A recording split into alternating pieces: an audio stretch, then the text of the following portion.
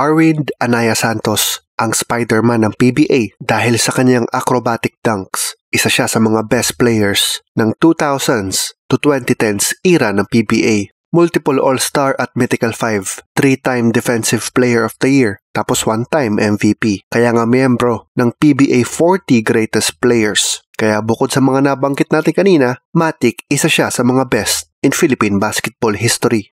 Nagmula sa Angeles City, Pampanga, doon ay maagang namulat sa buhay. Nagpedicab, nagbenta ng dyaryo, nangalakal at nagtinda ng makopa para tumulong sa pamilya. Pero alam na natin, basketball talaga ang mag-aangat sa buhay ng napakatangkad na si Arwind, pati na rin ang buhay ng kanyang pamilya. Naglaro sa Lubao Institute noong high school bago ma-discover ng FEU. Tinulungan niya ang school na makabalik sa former glory nito. Naging Rookie of the Year noong 2002.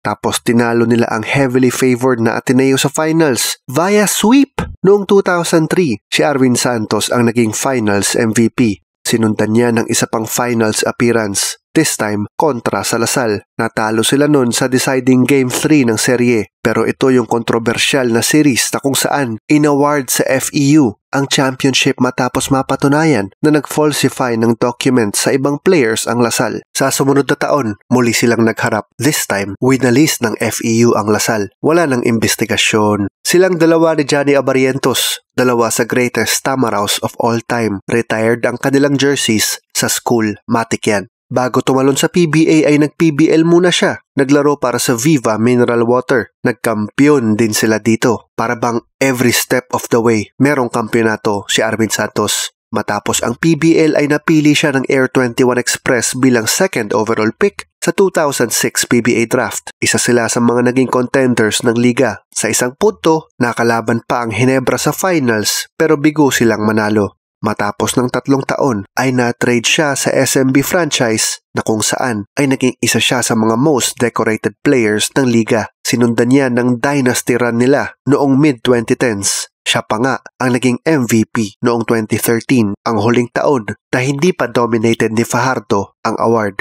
Sinundan niya ng 8 kampyonato bilang parte ng Fab 5 ng SMB. Matapos ang 12 years sa San Miguel, ay nakita natin siya sa Northport, Batang Pier. Tapos, sinundan niya ng paglalaro niya sa Pampanga Giant Lanterns ng MPBL kasama si Justin Baltasar. Dito ay naging parte siya ng championship team ng Pampanga. Isang all-around player, athletic, two-way, effective sa both sides. Nagkaroon ng arguably the best amateur career sa Philippine basketball. Pagtalon sa pros, patuloy pang naging winner. Sa kanyang MVP speech, nasabi niyang, sana po na-inspire ko po ang mga tao na kahit galing sa hirap, may chance manalo ng MVP. I'm sure madami sa inyong inspired sa career ng The Spider-Man ng Philippine basketball. Yan, si Arwind Santos. Ay siya plok, Luis Ascona po sa sulat ni Ryan Garcia. Hanggang sa susunod na episode ng Jump, Palero.